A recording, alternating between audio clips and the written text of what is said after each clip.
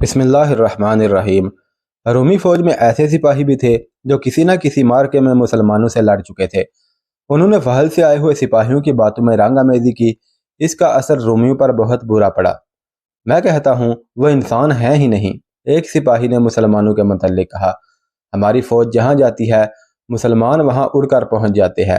ان کی تعداد ہم سے بہت کم ہوتی ہے، لیکن لڑائی شروع ہوتی ہے تو ان کی تعداد ہم سے زیادہ نظر آنے لگتی ہے۔ دہشت کے مارے ہوئے سپاہیوں کی باتیں جو ہوا کی طرح بیسان کے کونوں خدروں تک پہنچ گئی تھی، جلد ہی سچ ثابت ہو گئی۔ ایک شور اٹھا کہ مسلمان آ گئے ہیں، مسلمانوں نے شہر کا محاصرہ کر لیا ہے، اور اس کے ساتھ ہی بیسان کے اندر ہڑبونگ بچ گئی۔ ان لوگوں میں سے کوئی بھی قلعے سے باہر نہیں جا سکتا تھا، دروازے بند ہو چکے تھے۔ وہ اب اندر ہی اندر چھپنے کی کوشش کر رہے تھے۔ درہم و دینار اور سونا وغیرہ گھروں کے فرشوں میں دبانے لگے۔ رومی فوج قلعے کی دیواروں پر اور برجوں میں جا کھڑی ہوئی۔ رومیوں، سالار شرحبیل نے للکار کر کہا، خون خرابے کے بغیر قلعہ ہمارے حوالے کر دو۔ اس کے جواب میں اوپر سے تیروں کی بوچھاڑیں آئیں، لیکن مسلمان ان کی زد سے دور تھے۔ رومیوں، سالار شرحبیل نے ایک بار پھر اعلان کیا، ہتھیار ڈال دو اور جزیہ قبول کر لو، نہیں کرو گے تو بیسان کی اینٹ سے اینٹ بجا دیں گے، تم سب مردہ ہوگے یا ہمارے قیدی، ہم کسی کو نہیں بخشیں گے۔ رومی فوج میں تو مسلمانوں کی دہشت اپنا کام کر رہی تھی، لیکن اس فوج کے سالار اور دیگر عہدیدار جنگجو تھے، اپنی عسکری روایات سے اتنی جلدی دست بردار ہونے والے نہیں تھے۔ انہوں نے نہ ہتھیار ڈالنے پر آمادگی ظاہر کی، نہ جزیہ کی ادائیگی قبول کی۔ مسلمان ایک رات اور ایک دن مسلسل لڑے تھے، پھر انہوں نے بھاگتے ہوئے رومیوں کا تعاقب کیا اور پھر بیسان تک آئے تھے۔ انہیں آرام کی ضرورت تھی۔ شرحبیل نے انہیں آرام دینے کے لیے فوری طور پر قلعے پر دھاوا نہ بولا، البتہ خود قلعے کے ارد گرد گھوڑے پر گھوم پھر کر دیکھتے رہے کہ دیوار کہیں سے کمزور ہے یا نہیں، یا کہیں سے سرنگ لگائی جا سکتی ہے۔ 7-8 روز گزر گئے۔ رومی اس خوش فہمی میں مبتلا ہو گئے کہ مسلمان قلعے پر ہلہ بولنے کی ہمت نہیں رکھتے، لیکن رومی سالار یہ بھی دیکھ رہا تھا کہ اس کی اپنی فوج کی ہمت ماند پڑی ہوئی ہے۔ اس نے اپنی فوج کے جذبے کو بیدار کرنے کے لیے یہ فیصلہ کیا کہ وہ باہر نکل کر مسلمانوں پر حملہ کر دے اور قلعے کی لڑائی کا فیصلہ قلعے سے باہر ہی ہو جائے۔ اگلے ہی روز قلعے کے تمام دروازے کھل گئے اور ہر دروازے سے رومی فوج رکے ہوئے سیلاب کی طرح نکلی۔ اس میں زیادہ تر سوار تھے۔ انہوں نے طوفان کی مانند مسلمانوں پر حلہ بول دیا۔ مسلمانوں کے لیے یہ صورتحال غیر متوقع تھی۔ ان کی نفری بھی دشمن کے مقابلے میں کم تھی۔ پہلے تو ایسے لگتا تھا جیسے رومی مسلمانوں پر چھا گئے ہیں اور مسلمان سنبھل نہیں سکیں گے، لیکن سالار شرحبیل رضی اللہ تعالیٰ عنہ عام سی قسم کے سالار نہیں تھے۔ انہوں نے دماغ کو حاضر رکھا اور قاصدوں کو دوڑا دوڑا کر اور خود بھی دوڑ دوڑ کر اپنے دستوں کو پیچھے ہٹنے کو کہا۔ مسلمانوں نے اس حکم پر فوری عمل کیا اور پیچھے ہٹنے لگے۔ اس کے ساتھ ہی شرحبیل نے بہت سے مجاہدین کو قلعے کے دروازوں کے قریب بھیج دیا۔ ان میں زیادہ تر تیر انداز تھے۔ ان کے لیے یہ حکم تھا کہ رومی واپس دروازوں کی طرف آئیں تو ان پر اتنی تیزی سے تیر پھینکے جائیں کہ وہ دروازوں سے دور رہیں۔ شرحبیل اور ان کے کمانداروں نے اپنے دستوں کو محاصرے کی ترتیب سے میدان کی لڑائی کی ترتیب میں کر لیا۔ وہ اتنا پیچھے ہٹ آئے تھے کہ رومی قلعے سے دور آ گئے۔ اب شرحبیل نے اپنے انداز سے جوابی حملہ کیا۔ رومی اپنے حملے میں اتنے مگن تھے کہ وہ بکھرے رہے۔ مسلمانوں نے حملہ کیا تو رومی بے ترتیبی کی وجہ سے حملے کا مقابلہ نہ کر سکے۔ وہ قلعے کی طرف دوڑے تو ادھر سے مسلمانوں کے تیروں نے انہیں گرانا شروع کر دیا۔ مسلمانوں کی تیر اندازی بہت ہی تیز اور مہلک تھی۔ رومیوں کا لڑنے کا جذبہ پہلے ہی ٹوٹا ہوا تھا، اب جذبہ بالکل ہی ختم ہو گیا۔ رومیوں کا جانی نقصان اتنا زیادہ تھا جسے وہ برداشت نہیں کر سکتے تھے۔ آخر انہوں نے ہتھیار ڈال دیے اور شرحبیل کی شرطیں ماننے پر آمادگی ظاہر کر دی۔ انہوں نے جزیہ اور کچھ محصولات کی ادائیگی کرنے کی شرط بھی قبول کر لی اور قلعہ مسلمانوں کے حوالے کر دیا۔ 635 عیسوی کے آخری ہفتے میں بیسان مکمل طور پر مسلمانوں کے قبضے میں آ گیا۔ اس وقت ابو عبیدہ اور خالد بن ولید فحل کے شمالی علاقے میں پیش قدمی کر رہے تھے۔ انطاکیہ کے بڑے گرجے کا گھنٹہ بج رہا تھا۔ یہ بہت بڑا گھنٹہ تھا، اس کی آواز سارے شہر میں سنائی دیتی تھی۔ نور کے تڑکے کی خاموشی میں اس کی ٹن ٹن اور زیادہ اونچی سنائی دے رہی تھی۔ گرجے کا گھنٹہ تو بجا ہی کرتا تھا اور لوگ اس کی آواز میں تقدس محسوس کرتے تھے۔ ان پر ایسا اثر طاری ہو جاتا تھا جو ان کی روحوں کو سرشار کر دیا کرتا تھا۔ مگر مارچ 635 عیسوی کی ایک صبح اس گھنٹے کی مترنم آواز میں کچھ اور ہی تاثر تھا۔ اس تاثر میں مایوسی بھی تھی اور خوف بھی۔ اس گھنٹے کی آوازیں شہنشاہ ہرکل کے محل میں بھی سنائی دے رہی تھیں۔ ہرکل سونے کی کوشش کر رہا تھا، یہ تو جاگنے کا وقت تھا، لیکن وہ ساری رات نہیں سویا تھا۔ محاذ کی خبریں اسے سونے نہیں دیتی تھیں۔ اس نے مسلمانوں کی پیش قدمی کو روکنے اور انہیں ہمیشہ کے لیے ختم کرنے کے جو منصوبے بنائے تھے وہ بیکار ثابت ہو رہے تھے اور مسلمان بڑے چلے آ رہے تھے۔ ہرکل راتوں کو جاگتا اور نئے سے نئے منصوبے بناتا تھا، لیکن اس کا ہر ارادہ اور ہر منصوبہ مسلمانوں کے گھوڑوں کے سموں تلے روندا جاتا تھا۔ ایک نہایت حسین اور جوان عورت اس کے کمرے میں آئی۔ وہ اس کی نئی بیوی زاران تھی۔ شہنشاہ آج رات بھی نہیں سوئے؟ زاران نے کہا۔ کیوں نہیں آپ ان سالار اور سپاہیوں کو سب کے سامنے تہو تیگ کر دیتے جو شکست کھا کر واپس آتے ہیں؟ وہ اپنی جانیں بچا کر بھاگ آتے ہیں اور دوسرے سپاہیوں میں بد دلی پھیلاتے ہیں۔ شہنشاہ ہرکل پلنگ پر لیٹا ہوا تھا۔ زاران اس کے پاس بیٹھ گئی۔ ہرکل اٹھ کھڑا ہوا اور کمرے میں ٹہلنے لگا۔ زاران، اس نے رک کر کہا، وہ مسلمانوں کے ہاتھوں قتل ہو رہے ہیں۔ تم کہتی ہو کہ بچ کر آنے والوں کو میں قتل کر دوں؟ میں ان کا خدا نہیں۔ یہی ہیں جنہوں نے فارسیوں کو میرے قدموں میں بٹھا دیا تھا۔ فارسی ایسے کمزور تو نہیں تھے، ہماری ٹکر کی قوم ہے۔ مسلمانوں نے تو انہیں بھی ہر میدان میں شکست دی ہے، اب وہ ہمیں بھی شکست دیتے چلے آ رہے ہیں۔ میں مسلمانوں کی قدر کرتا ہوں۔ اگر ہمارے سالاروں نے ہتھیار ڈالے ہیں تو اس کا مطلب یہ نہیں کہ وہ کمزور ہیں، بلکہ مسلمان زیادہ طاقتور ہیں، ان کے سالاروں میں عقل زیادہ ہے۔ تو کیا شہنشاہ مایوس ہو گئے ہیں؟ زاران نے پوچھا۔ نہیں، ہرکل نے کہا، یہ مایوسی نہیں، ایک جنگجو کی تعریف کر رہا ہے۔ مسلمان اوچھے دشمن نہیں۔ اگر وہ مجھ سے ہتھیار ڈلوا لیں گے تو تم میرے پاس ہی رہو گی، وہ تمہیں مجھ سے نہیں چھینیں گے۔ زاران اس کا دل بہلانے آئی تھی، اس کے کھچے تنے اعصاب کو سہلانے آئی تھی۔ وہ ہرکل کی چہیتی بیوی تھی، وہ ہرکل کو بہلانا جانتی تھی، لیکن ہرکل نے اسے زیادہ توجہ نہ دی۔ گرجے کا گھنٹا بج رہا ہے، لوگ گرجے کو جا رہے ہیں، زاران نے کہا، سب آپ کی فتح کے لیے دعائیں کریں گے۔ ہرکل نے زاران کو کن اکھیوں سے دیکھا جیسے اس عورت نے اس پر طنز کیا ہو۔ ہرکل نے زاران کی بات کو بھونڈا سا مذاق سمجھ کر نظر انداز کر دیا۔ صرف دعائیں شکست کو فتح میں نہیں بدل سکتی زاران، ہرکل نے کہا، جاؤ مجھے کچھ سوچنے دو، ابھی مجھے تمہاری ضرورت نہیں۔ شہنشاہ ہرکل کو اطلاع مل چکی تھی کہ اس کے سالار سکلار نے مسلمانوں کا راستہ روکنے اور انہیں پھنسانے کے لیے جو دلدل پھیلائی تھی، اسی دلدل میں اس کے اپنے سپاہیوں کی لاشیں پڑی ہیں، اور فہل کے مقام پر سالار سکلار مسلمانوں کے ہاتھوں مارا گیا ہے، اور بیسان پر بھی مسلمانوں کا قبضہ ہو گیا ہے۔ ہرکل کا یہ منصوبہ تباہ ہو چکا تھا کہ دمشق پر حملہ نہیں کرے گا اور نہ اس کا محاصرہ کرے گا، بلکہ اپنی فوج کو دمشق سے دور رکھ کر دمشق کو جانے والے راستے بند کر دے گا اور پھر مسلمانوں کو بکھیر کر لڑائے گا۔ مگر مسلمانوں نے اس کے منصوبے کی پہلی کڑی کو ہی فہل کے مقام پر توڑ دیا تھا۔ روم کا شہنشاہ ہرکل ہمت ہارنے والا آدمی نہیں تھا، اس کی زندگی جنگ و جدل میں گزری تھی۔ خدا نے اسے ایسی عقل دی تھی جس سے اس نے بڑے خطرناک حالات کا رخ اپنے حق میں موڑ لیا تھا۔ اسے روم کی شہنشاہی 610 عیسوی میں ملی تھی۔ اس وقت روم کی سلطنت میں شمالی افریقہ کا کچھ حصہ یونان اور کچھ حصہ ترکی کا شامل تھا۔ روم کی شہنشاہی تو اس سے کہیں زیادہ وسیع و عریض تھی، لیکن ہرکل کو جب اس کا تخت و تاج ملا اس وقت یہ شہنشاہی سکڑ چکی تھی اور زوال پذیر تھی۔ ہرکل نے اپنے دور حکومت کے 20 سال دشمنوں کے خلاف لڑتے اور محلاتی سازشوں کو دباتے گزار دیے تھے۔ اس کی شہنشاہی کے دشمن معمولی قوتیں نہیں تھیں۔ ایک طرف فارس کی شہنشاہی تھی تو دوسری طرف بربر تھے جو بڑے ظالم اور جنگجو تھے۔ ان کے علاوہ ترک تھے جن کی جنگی طاقت اور مہارت مسلمہ تھی۔ ہرکل کی غیر معمولی انتظامی فہم و فراست اور عسکری قیادت کی مہارت تھی کہ اس نے تینوں دشمنوں کو شکست دے کر روم کی شہنشاہی کو شام اور فلسطین تک پھیلایا اور مستحکم کیا تھا۔ اتنے طاقتور دشمنوں کے خلاف متواتر مار کا آرا رہنے سے ہرکل کی فوج تجربہ کار اور منظم ہو گئی تھی، منظم بھی ایسی کہ پسپا ہوتے وقت بھی تنظیم کو برقرار رکھتی تھی۔ ہرکل کی فوج میں صرف رومی ہی نہیں تھے، کئی اور اقوام کے لوگ اس میں شامل تھے۔ شام اور فلسطین کے عیسائی بھی تھے۔ ان عیسائیوں پر اسے کلی طور پر بھروسہ نہیں تھا۔ ان کے متعلق ہرکل کی رائے یہ تھی کہ یہ لوگ مال غنیمت کے لیے لڑتے ہیں اور جہاں دشمن کا دباؤ زیادہ ہو جاتا ہے یہ بھاگ اٹھتے ہیں۔ مسلمانوں کو وہ عرب کے بدو کہا کرتا تھا۔ اس نے مسلمانوں کو لٹیرے بھی کہا تھا، لیکن اس نے جلد ہی تسلیم کر لیا تھا کہ اب اس کا مقابلہ ایک ایسے دشمن کے ساتھ ہے جو اس سے زیادہ عسکری فہم و فراست کا مالک ہے اور اس کے سامنے ایک مقصد ہے۔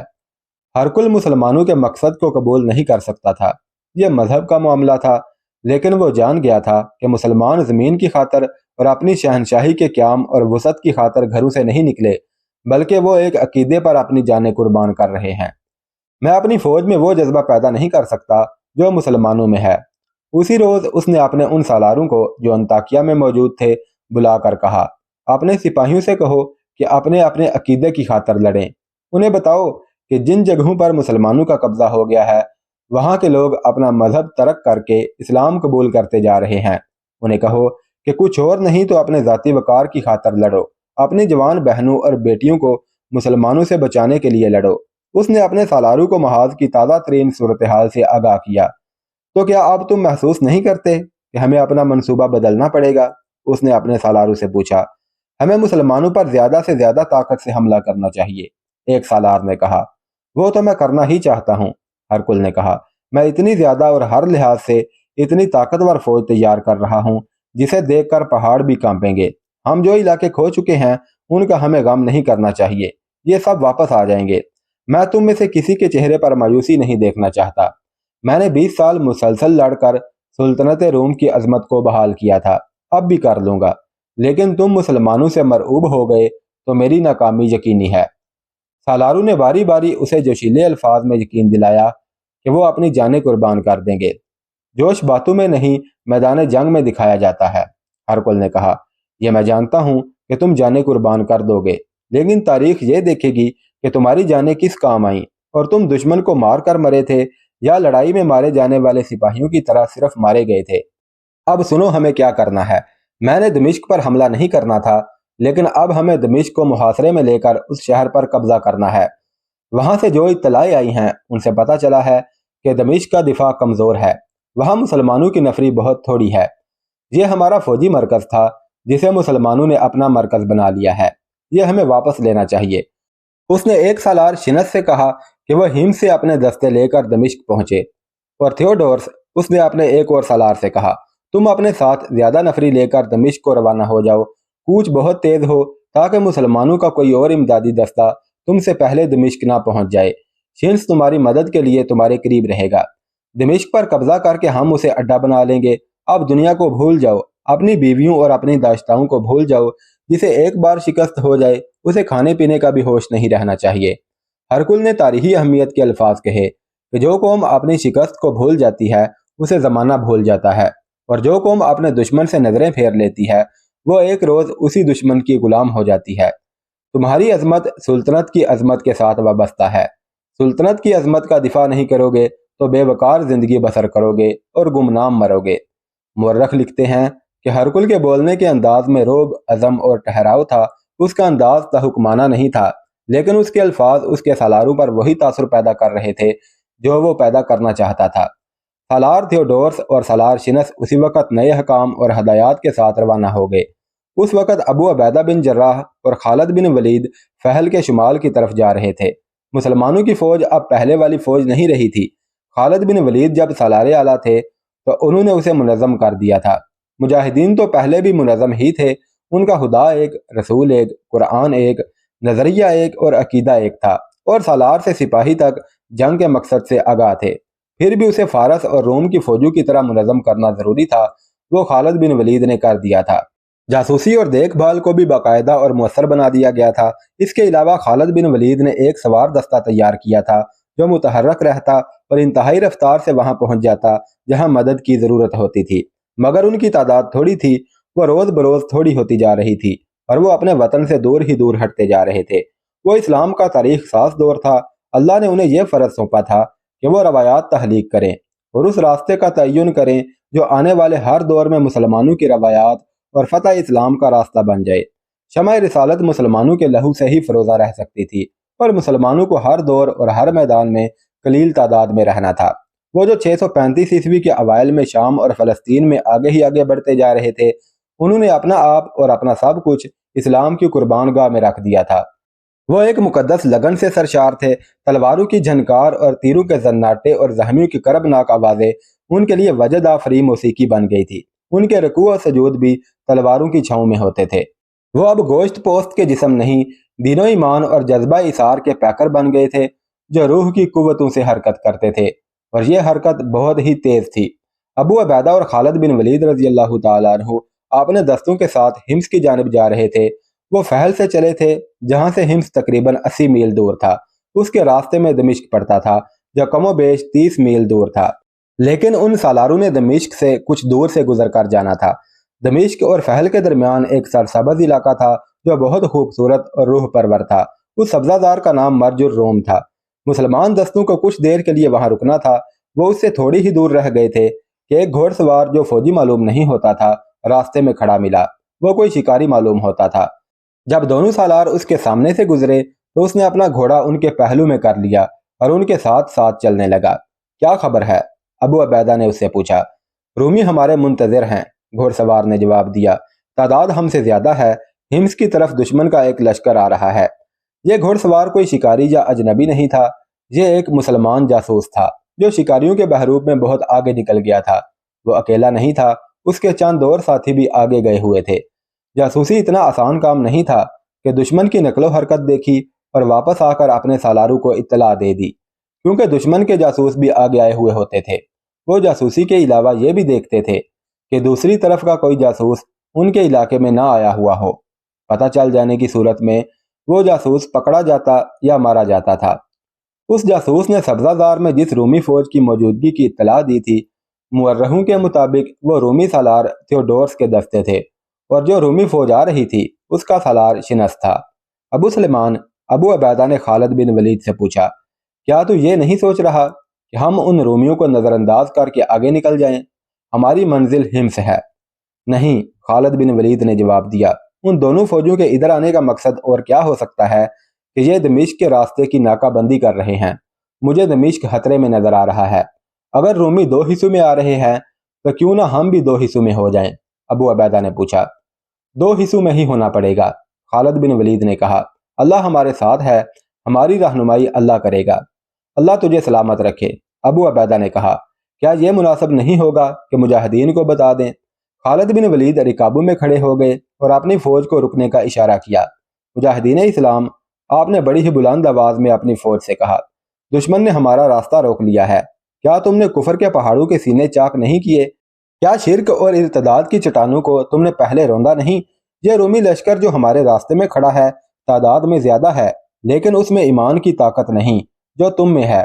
اللہ تمہارے ساتھ ہے، باطل کے ان پجاریوں کے ساتھ نہیں۔ اللہ کی خوشنودی کو اپنے دل میں رکھو اور اپنے آپ کو ایک اور مارکے کے لیے تیار کرو۔ ہم تیار ہیں، مجاہدین کے نعرے گرجنے لگے، ہم تیار ہیں، لبیک لبیک۔ ایسا جوش و خروش جس میں گھوڑے بھی گھر مارنے لگے ہوں، اور ایسے گرجدار نعرے جیسے مجاہدین کا یہ لشکر تر و تازہ ہو اور پہلی بار کوچ کر رہا ہو۔ یہ ایمان کی تازگی اور روحوں کا جوش تھا۔ بعض مورخوں نے مرج الروم کی لڑائی کو زیادہ اہمیت نہیں دی۔ اس کی جنگی تفصیلات 2 یورپی مورخوں نے لکھی ہے، جن میں ہنری سمتھ قابل ذکر ہے۔ اس نے اسے جنگی مبصر کی نگاہوں سے دیکھا اور لکھا ہے کہ ان تحریروں کے مطابق ابو عبیدہ اور خالد بن ولید نے اپنے دستوں کو الگ کر کے اس طرح تقسیم کر لیا کہ دونوں سالار ایک دوسرے کی مدد کو بھی پہنچ سکیں۔ دونوں حصوں کا ہراول مشترک تھا اور ہراول سے آگے دیکھ بھال کا بھی انتظام موجود تھا۔ دونوں سالار اس زمین پر اجنبی تھے، دائیں اور بائیں سے بھی حملہ ہو سکتا تھا۔ 2 مسلمان جاسوسوں کو جو بہت آگے چلے گئے تھے ایک شتر سوار ملا اور رک گیا۔ میرے دوستو، اس نے مسلمان جاسوسوں سے کہا، تم ادھر سے آ رہے ہو اور میں ادھر جا رہا ہوں۔ سنا ہے ادھر سے مسلمان لشکر آ رہا ہے۔